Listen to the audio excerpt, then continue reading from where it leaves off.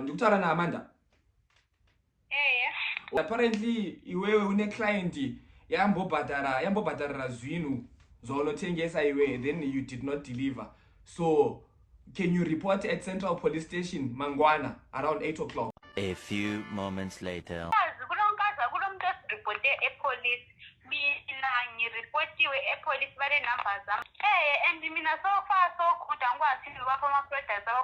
Because I've been pregnant all this time and I was doing her 1050. Because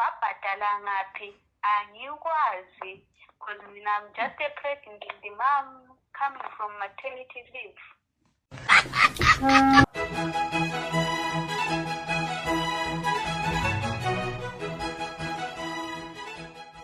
Yes, here's my number. I don't know if she has this one, because I just know she has my network number. Okay, let me talk to Amanda. What the fuck is Amanda? Who the fuck is Amanda? Guys, and I'm gonna be using Shona. Hopefully my Shona's not bad. You know? What do you say? Ndikutara na Amanda. Alright, unomziva here anonzi Gracious. Gracious? Anonzi Gracious. Alright, apparently iwewe une client yambobhadharira zvinhu zvaunotengesa iwe, then you did not deliver. So can you report at Central Police Station Mangwana around 8 o'clock? Utswage office 2, utswage Detective Mbamadzi. Okay. Yes, tomorrow Central Office number 2, utswage Detective Mbamadzi and musatadze kuya mama.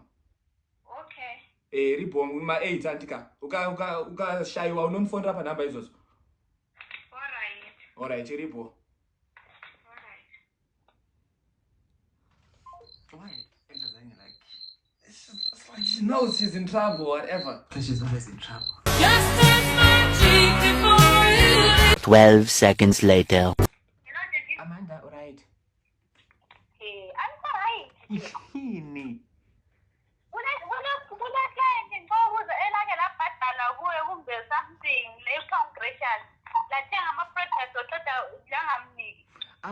Mina angila angizake ngiseve Gracious.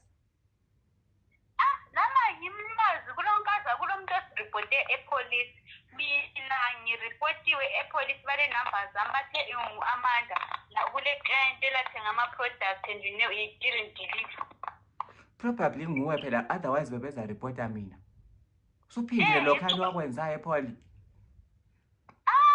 ePoli phela makhosi kwakungama uniform ethu awesikolo. Maybe bona bana akusikho wase indaba la. Lokhani okwesikolo ngahamba epolice mina saqedelana ukazana ama informative kwaba right. And vele they wouldn't use Amanda. Ungibiza ukuthiwa Amanda. Yo, bemele bethi Kim man. And mina so far so good angikwazi lapha ama products abakhuluma ngabo because I've been pregnant all this time and I was doing her 1050. So uzayizani kuthwani vele? Athekho ngifuna mbuye epolice kusasa. Uzayenza njani manje?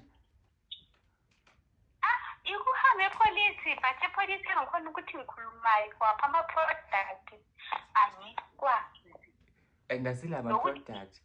Ukuthi wabhadala ngaphi angikwazi because mina I'm just a pregnant mom coming from maternity leave.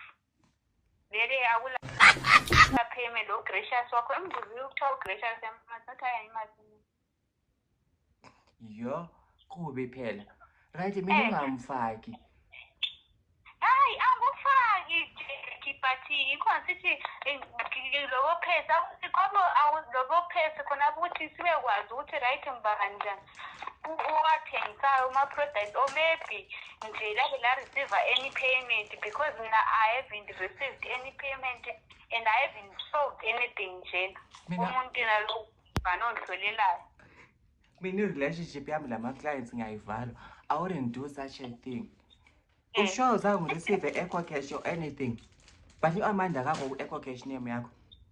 After eco cash name yami umuntu ongasebenzi Amanda umuntu ongaziyo. And so far so good. Akula product. Alright, uphezu bese umtshelile. Ngimtshelile and akula mali. Uyamfonela mina ngimuzwe. Alright.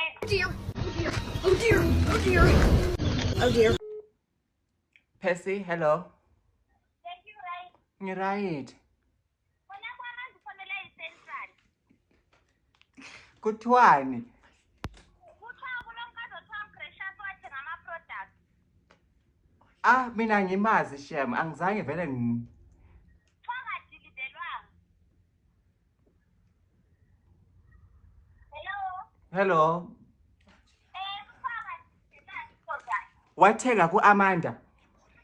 Angwamasiyeka kansiya. So manje why It's a befonela prank. u-Amanda? Why befonela u-Amanda?